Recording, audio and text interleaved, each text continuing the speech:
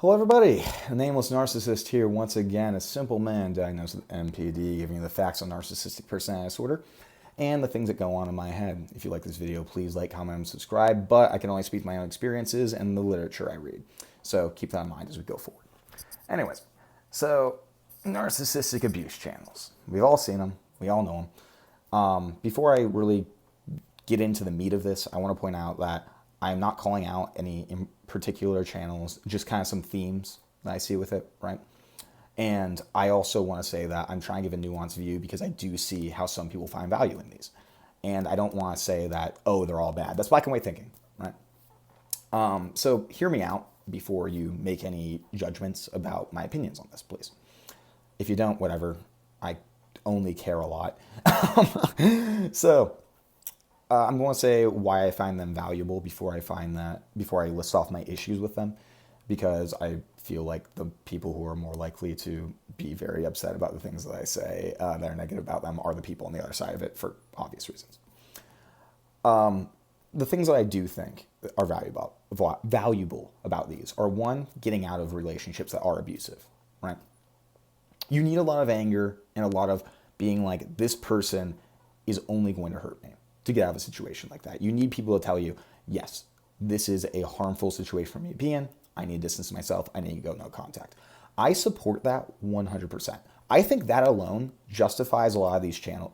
Some of them I don't agree with, but a lot of them existing. Just because even if the person isn't a narcissist, hearing the things that they say about these people are going to hurt you, they're not going to change, et cetera, that applies to all abusers. If you're being abused and you hear that, that is the best thing that you can hear. Right? And the hate that inspires, maybe not hate, but the anger, the injustice, those feelings, those are also super important. They're almost imperative. Like, there's literally nothing else that you can have to drive you out of a situation where you are being abused by somebody that you love. And I think those alone, justify it. And also finding people with similar experiences, people who have also been abused, people who have been hurt, to know that you're not alone. As somebody with NPD, who was also abused as a child, and like most of us, and also we, how do I put it? Not only abused as a child, but like has a way of thinking that is so different from everybody else. I found so much value in that. That's been more helpful to my recovery than literally anything else has. So those three things, I think, are really much points in favor of these channels, right? And that's why I'm not going to sit here and be like, oh, this victim channel is bad, this one's bad, this one's bad. I'm not going to generalize them like that. It's black and white thinking. There is good things about these and bad things. I do think in a lot of the cases, not all of them, in a lot of them though, they kind of outweigh, the bads outweigh the cons. I'm going to have a sip of beer. Sorry, I get really nervous how I'm going to do in a video, so often I'll like have a beer or two while I'm recording. But yeah, that's healthy. I know. Sorry. But anyways, the cons, things that I have criticisms about these channels. The first one is that most of these things do not deal with pathological narcissism, and that's going to be contentious, right? And that's not saying that anybody's experience with abuse is invalid just because they aren't narcissists, obviously. But they don't talk about narcissism. They talk about abuse, which I feel like there should be a huge distinction between. Because yes, I do believe that people with cluster B personality disorders, they abuse more often. But abuse is not about the pathology. It's about a corruption in moral systems. Both those things, though, arise from childhood. Both those things can get corrupted if you are abused as a kid. So a lot of people with cluster B personality disorders also have a flawed moral system. And so they will abuse. I'm not saying those things can't be fixed. I do think that there is redemption even for abusers. Not saying you should stay with them or anything, but I do think there are redemption for people like that. But like that's a main point though, is because I very rarely, I've found one or two that I am like, okay, this is unique to narcissism. But most of these, they don't talk about, hiding the self. I mean, they'll say like masking because they think that we intentionally love bomb people, which is wrong, by the way. They think we intentionally love bomb people, and then taking off our mask is being abusive. That is not true. Even for the one, like if I hurt somebody in a relationship, That's not me taking off a mask. That's another layer of the mask. Me hurting people, that is the next layer because I feel like they're getting to my vulnerability. The last layer is an unfortunate, like, just void, something that's awful. And if you've ever been in a relationship with a true narcissist, and if you've ever seen him just completely break down and like sob and say that he's like defective or broken or awful and stuff like that, that's what's behind the mask. That is the behind the mask. Everything else is protecting against that void. And for a lot of us, facing that is just too much for there. And how I even hear I hear a lot of people who have been in, like, for some narcissists who aren't angry drunks, and a lot of us aren't, it makes it easier for us to be vulnerable. It makes it easier for us to say how we really feel. I've had many moments where it's only when I'm drunk that I can tell somebody how much that, like, I do care about them to the best of my ability, and that, like, I don't want them to leave me, or that, like, or I'll, like, calm down. Sometimes I'm less likely to anger. I will not feel as threatened by everything. My brain slows down, so I'm not constantly trying to, like, protect myself, right? So, again, I hate them saying that. It's like, oh, the mask is just not being abusive. No. With the personality disorder, all of those traits that we have to be all pervasive. If you're only seeing these traits when you're in a relationship, they're going to bleed out into everything. That guy probably doesn't have NPD. Again, we do hide the self a lot. We hide all of our thoughts and feelings, not just abuse. We don't go around being like, oh my God, I'm going to treat this person, I can abuse them later. No, I don't know why anyone would do that. Sorry, I'm getting a little passionate about this just because it does frustrate me, right? They aren't talking about, if there was a channel, and I've found a few that talk earnestly about narcissism and how in abusive relationships that can present, I'd be completely cool with it. But in so many of these channels, I don't see that. I don't see any indications of grandiosity. I don't see any contingent self-esteem, that their self-esteem is based off of how good they feel about themselves, and how good other people view them, right? This chase for affirmation constantly. I see a lot of victim channels say that we only get supply from relationships. We have a avoidant, dismissive attachment style 90% of the time. We don't like being tied down in relationships. Relationships are often just basically a side piece to get more affirmation. And we may think that we love those people. Very often we do. But that will not be the focus. Sorry about that, but as I was saying, a lot of these channels, they talk about abuse, but nothing specific to pathological narcissism. I earnestly do think there are patterns in abuse that are specific to people who are abusers and pathologically narcissistic, right?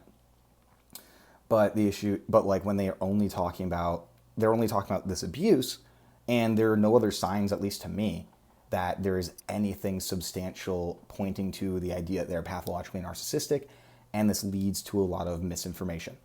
For example, a very easy one is they point out grandiose and vulnerable narcissists. That is more or less a myth. People who are pathologically narcissistic will fluctuate between the two, depending on how their self-esteem regulation is going. If they only show vulnerable traits, they're likely a borderline. If they're only grandiose, they're likely a psychopath. Another thing that I have issue with is how constraining it is. I think a lot of these channels I would openly support if it was just about abuse. But since they constrain it within the lens of narcissistic abuse, they're giving advice around narcissists. But this constrains the lens that we view abuse. I think it's very helpful to know what the pathological drives behind abuse might be, right? Gives you some closure. But it does not, like somebody with paranoid personality disorder, for instance, or obsessive compulsive personality disorder. These people are very capable of abuse as well. So are most personality disorders. But when there's such this focus on narcissism, everyone's going to jump, if somebody's abusive and they show maybe some control or maybe some paranoia, stuff like that, they're going to assume this is a narcissist, when that probably isn't true, because how many of you have actually heard of paranoid personality disorder or obsessive compulsive personality disorder? And that's not OCD, it's OCDP. Confusing. No, wait, OCPD. That's confusing, I know. It's a horrible name. The one before was just a mouthful, though, so I'm kind of glad they changed it. And so let's say somebody who actually knows about narcissistic abuse gives you advice, and they tell you, oh, this is how you handle it, right? But because we only ever think about narcissists being abusers, you could be completely wrong, and then exasperate the situation, even if it was great advice, even if it was the best advice ever. And so that can lead to a lot of really bad situations happening. I just had somebody on my TikTok today describe their relationship with somebody paranoid, and, well, who they thought was a narcissist. And they're telling me all these things. I'm like, none of this is narcissism. This is all paranoid. Paranoid personality disorder, constant suspicions of infidelity. They think basically everyone's out to get them.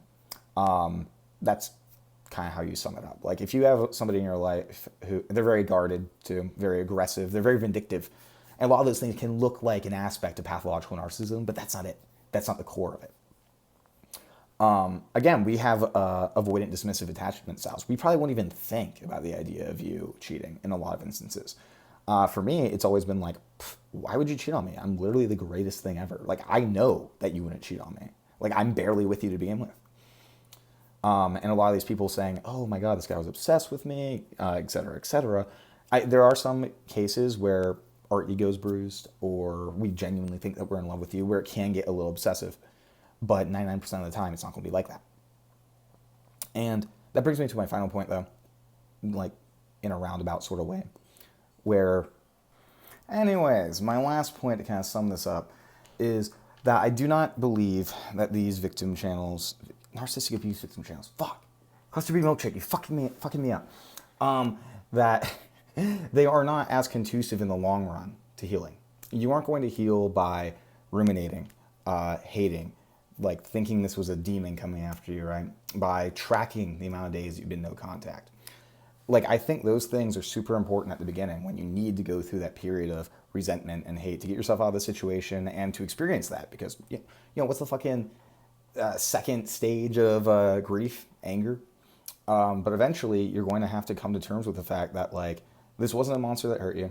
It was somebody who was deeply traumatized, a very sick person, probably didn't know what they were doing.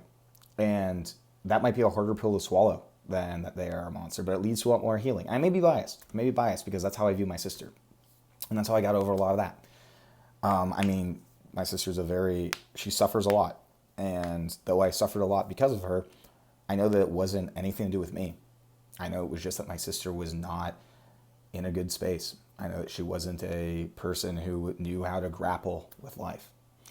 And I think, and I'll be a little bit grandiose here, sure, I think channels like mine are a lot more conducive to that. Understand that we are people, and not all of us narcissists are evil monsters, but that some of us do hurt people, and we don't understand it, but we are suffering a lot. And I think that would give people a lot more peace, even if it's just to have a little bit of a vindictive twinge to it, right?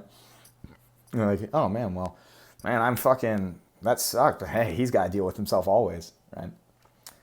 And I genuinely think that's what leads to real healing. Maybe I'm wrong, who knows? But I know from experience that hate and resentment haven't done me any favors, and I pathologically feel those things. Anyways, maybe I'm just crazy. I am, but more than I thought. Hope you enjoyed this video. Hope I don't get too much hate for it. Hope you all have a good day. Take your fucking meds.